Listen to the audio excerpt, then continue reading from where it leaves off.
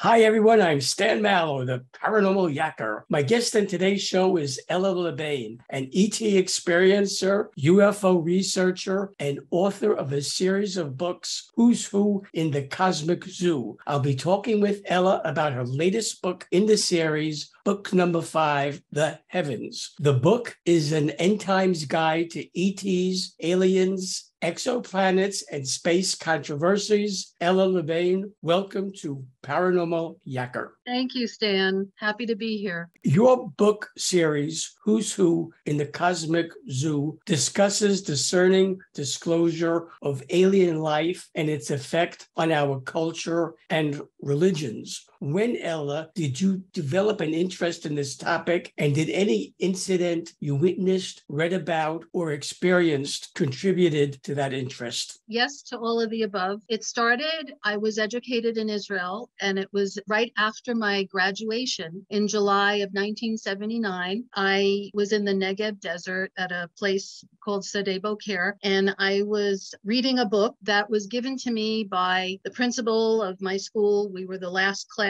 They had ended this program, and she gave me this book, which belonged to David Ben-Gurion, who started the Sde Boker, and he was actually buried there. Well, I couldn't matriculate without Bible, and in Israel, they just teach the Old Testament, not the New Testament. So I had just come off with all this testing and everything about the prophets and the Old Testament, and I get this book, and I'm reading it, and I'm thinking, wow, it all makes sense, how the Old Testament and the New Testament actually walk together like a right and a left leg, and one is the prophecy, one is the fulfillment. And I'm getting into it, and I'm laying in the sun, and this is in the middle of the day in the heat of the desert, and it was clear as day. There wasn't any clouds, and this being showed up for me in the sunlight, and he was tall, and he said, I am the Messiah, follow me. So I was gobsmacked. I was like, my mouth was hanging open. I didn't know what to say, so I was like, okay. So I did, and that was the beginning. And that was one of 6 close encounters I've had with Yeshua. Now, I was raised Jewish, so Jews are told not to believe in Jesus. So I had some problems with that, obviously. And all my Jewish family, my Jewish boyfriend, friends, they thought I was crazy, but it just kept happening. I kept hearing his voice. I kept seeing him. And it wasn't just him that I saw. I was experiencing other beings as well. And to make a long story short, one thing led to another. And fast forward 2010, I had a near-death experience, and both my parents were deceased. I lost my mother when I was 6 years old, and then my father in 2007, and I saw them both after I had blacked out. And then this other being took my hand, and it was Yeshua again. And he walked with me, held my hand on this bright green field with a blue bird sky. It was just him and I, and he started talking to me about my work. So I was very interested in trying to figure out what was going on with aliens and ETs, because in the Negev desert, my friends and I used to go out late at night and watch the stars because there's no lights in the desert. So we saw everything, and we used to see what we believed were spaceships. And back in the 70s, there weren't that many satellites up there. There were some, but it wasn't like we have today. And then we would see things land in the desert. There was like complete blue sky during the daytime, and then all of a sudden there would be a sandstorm, which in Hebrew they call them chamsins, but it wasn't a weather event. And what I believe was happening were these ships were coming and going, and they were creating a dust storm. So all that got me very interested. So I did a lot of research. I was working on this book for 17 years, and it always kept getting shelved, and I was getting ready to publish it. And then I had this near-death experience, and Yeshua said to me, I want you to rewrite your book with me in it, because to make a long story short, I got very disenchanted with Christianity and Christian churches. I felt I was victimized by anti-Semitism many times, and it turned me off. So I kind of went in, I was an astrologer for 25 years, and I kind of hung out with New Agers, and he persisted in my life. And it's about trying to separate, throwing out the baby with the bathwater. There's a lot of problems in the church, but this was my personal encounter and my relationship with Yeshua. He told me to rewrite write the book with him in it. So I did. And it turned into 5 books. And I'm going on the 6th one now, which should be out next year sometime. And that'll be the final book in the series. It's called Heaven's Gospel, which is basically the real astrology, like the God's astrology, how it all began and then it got corrupted, and how all the messages are written in the stars. And it's living in us too, our DNA, it's all connected. So that I started with that book, and that's like the one that's coming out last. Book 5 in your series connects the dots to the last days of these end times. According to your extensive research and investigation into the matter, do you have, Ella, if not an exact date, which I would imagine would be very difficult to know, but a ballpark figure as to when that might happen? It's happening now. We are in it. We are living in the last days. We are living in the end times. And I don't do date setting, and here's why. And I explain this in book 5 in my chapter called Calendar Shenanigans. The calendars have been manipulated multiple times. And this is why we have to go back to the original timekeeping, which has to do with the stars. So I'll give you maybe a broader answer, and that has to do with the precessional age of Aquarius. Now, I know, you and I, we kind of grew up in the same era and remember the song, The Age of Aquarius, back in the 60s. And everybody believes that we're in the age of Aquarius, but we're actually still in the dawn, technically and astronomically speaking, because it's a precessional age, which lasts 2,160 years. And the last time there was an age of Aquarius was approximately 24 to 26,000 years ago, which was during the times of Atlantis. So we are coming full circle back to that time. This new age, which is written about in the Bible, Jesus talked about it. He said he's coming back at the end of this age, which is the age he was born into, which is the age of Pisces. And the fish is the symbol of Christianity. It's also, Pisces represents religion and warfare and the duality that we're all immersed in. The age of Aquarius is considered to be the age of brotherhood and sisterhood and understanding and equality. And it's the golden age. And it's the age where all of these wars end. There actually will be a time to have peace on earth and harmony and live in harmony with nature. And this is going to happen when he returns. His return coincides with the return of the planet Nibiru, which I lay out in my book about how that's connected and why, which for time constraints, people just need to go and read it, because I do connect those dots through linguistics and through the history and also what's written in the prophecies, both in the Old, the New Testament, and the exo-biblical, because there were 75 Jewish books that were rejected from the Bible canon. That was done because of anti-Semitism, because of Constantine's creed, because they wanted to separate themselves, and it was replacement theology. And there's a lot of other issues, social issues, cultural issues, sexual issues, all those things that come out of that, which I write about. And it all comes back together. We all get restored when he returns. And he's not just returning on his own. He's coming back with the hosts of heaven. And this is where I tell people, you got to do the math. The history actually talks about 1/3 of heaven's angels rebelled in the last galactic war against the creator. And this is written about in Genesis, in the books of Enoch. It's all over. And if you do the math, then that means 2/3 did not rebel. 2/3 stayed faithful to the creator. One of his names is the Lord of Hosts. And in Hebrew, that's Sibaot, which means celestial armies. So these are the good ETs. This is the kingdom of heaven. And the kingdom of heaven is vast. It's huge. It's not just one place. It's the whole galaxy. And this is why I connect these dots to the science fiction, because it's like a real Star Wars. And what is supposed to happen right at his return is the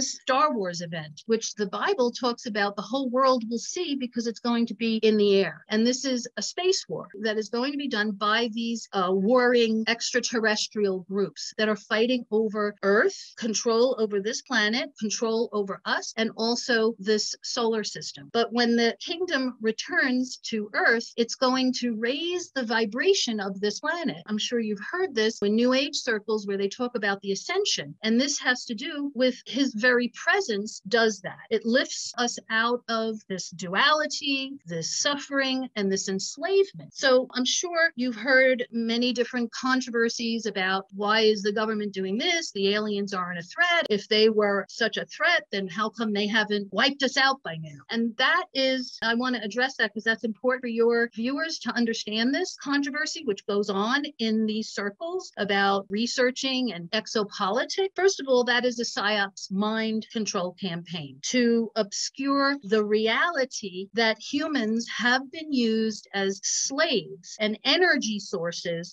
for this race of the empiric reptilians who feed off human soul energies through various types of oppression and sufferings and persecutions and chemical and biological manipulations that have been going on this planet through our known history. So that is the alien threat right there. What are the signs that have come to light which show we are nearing the end times, and what other signs are yet to come? Oh, that's a great question. So the signs that are happening right now are the signs in the heavens, which Jesus pointed to in Matthew 24. He said, look for these signs that will precede my return, that there will be signs in the heavens, that there will be stars falling out of the sky, that there will be signs in the sun and the moon. And the sun is perturbed. I mean, perturbed sounds like disturbed, and it is. The sun is going through a very intense solar cycle right now that is creating repetitive solar flares that are happening so fast we can't even catch up. And it has to do with contractions. So Jesus talked about the end times are going to be like birth pains. And it's like, well, you know, when a woman gives birth, you get contractions. They might be 15 minutes apart, and then they get closer and closer and closer. And all of a sudden, it's time for birth. And this is where we're at right now. We are in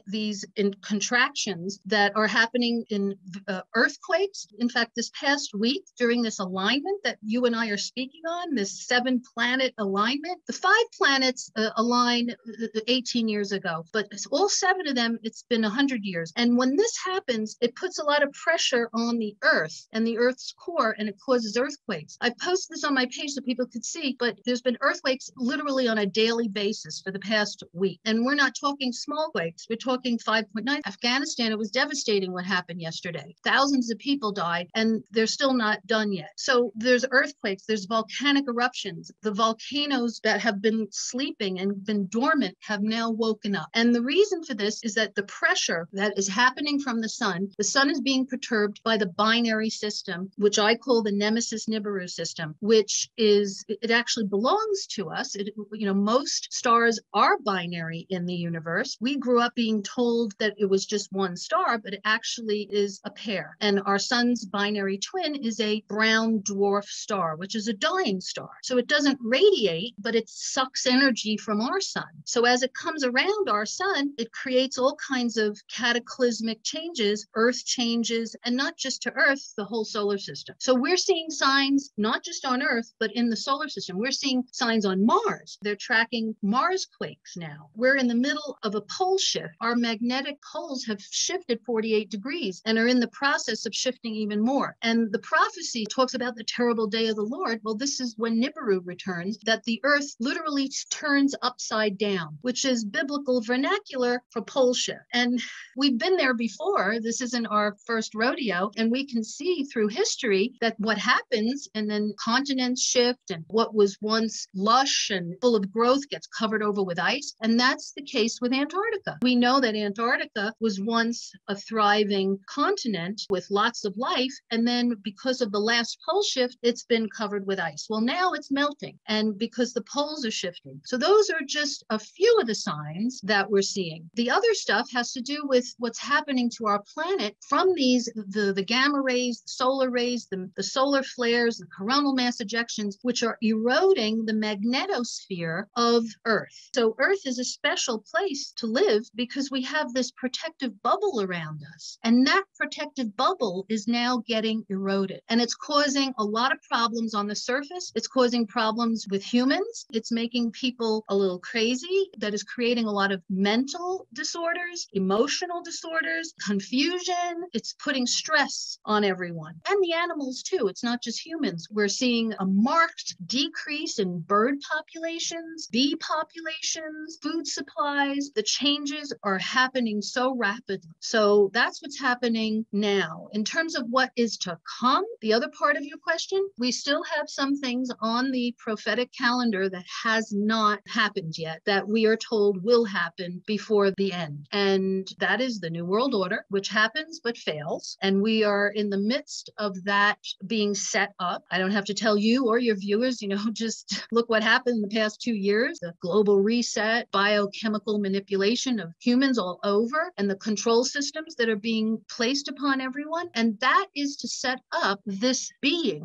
that is scheduled, prophesied to emerge, who we don't know who that is yet, that we call the counterfeit Messiah, aka the Antichrist, who basically rules in the New World Order. But he doesn't show up until World War III. So World War III is now being planned. And what World War III will focus on, well, all world wars are connected, 1, 2, and 3. So we have to go back to World War II to find where we left off to how World War III will start. And that has to do with Israel. So it all converges over and through Israel, because Israel was created as a refuge for where Jews could go after World War II because of the persecutions. I wrote about this extensively in book 4, Covenants, because of the relationship that Hitler had with these reptilian aliens from inside the earth. And he was given technologies, he was given spaceships, they reverse engineered, and that pretty much started everything here in America. And I don't have to go over the history. I'm sure anyone who's a serious ufologist knows what happened in the 1940s, what happened with Roswell, and when our government started reverse engineering and NASA started and all of that. That's history now. The cover-up has been 75 years or so, but they have been preparing for this war for a long time because they do consider it a threat. So this narrative that goes out there that it's not a threat is a misnomer. It's a psyops campaign to obscure this. It's no coincidence that in 2017, when the retired Israeli space chief, Chaim Eshed, came out and said, we are in contact with the Galactic Federation, and they do not believe that you are ready, meaning us humans, for disclosure of who they are. And that may be true because there's so much confusion and dissension and disagreement, even amongst researchers. But everything that I have seen and looked at and written about and shared in my research, it's a war. Like Ephesians 6:12 talks about, we war not against flesh and blood, but against powers, principalities, rulers of the darkness of this present world, and spiritual wickedness in the heavens. And I spend my whole first book on discerning and identifying who they are. And I'll just give it to you in a nutshell. Those are the aliens and the spiritual darkness of this present world. They want to keep control over this planet. Should viewers of Paranormal Yacker want to buy the Heavens and End Times Guide to ETs, Aliens, Exoplanets, and Space Controversies, Book 5 of Who's Who in the Cosmic Zoo, or any of your other books, how can they do that? They can go to who's who in the cosmiczoo.com and purchase through me, and they get free shipping anywhere in the United States, plus an autographed copy, or Amazon. I'm in all the Amazon channels, international, Canada, as well as Europe and Australia and here in America. So they could just look me up on Amazon. Ella Lebain, I thank you for being my guest on Paranormal Yacker. It was great talking with you. I wish you continued success in everything you do. Thank you so much, Stan. It was wonderful talking to you too. Hi, everyone. This is Stan Mallow, the Paranormal Yacker. I hope you enjoyed part 1 of my interview with Ella Lebain. In part 2, she'll talk about the U.S. presidents who were most open about the existence of UFOs, the experiences of astronauts who encountered UFOs, and a secret space program whose mission is to prepare us for the real Star Wars. To be sure you don't miss part 2 of my interview with Ella or any of my other upcoming interviews, be sure to subscribe to my free YouTube channel. All you have to do is press the subscribe button on your screen.